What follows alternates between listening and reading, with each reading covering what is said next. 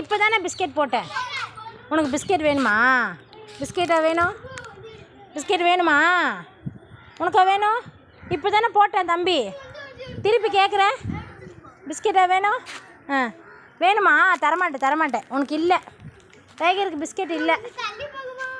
டைகருக்கு biscuit இல்லை. இல்லைடா, இல்லை.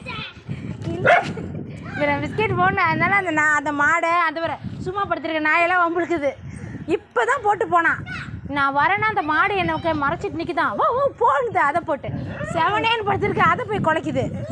பிஸ்கெட் இல்லை. நான் தரமாட்டேன்.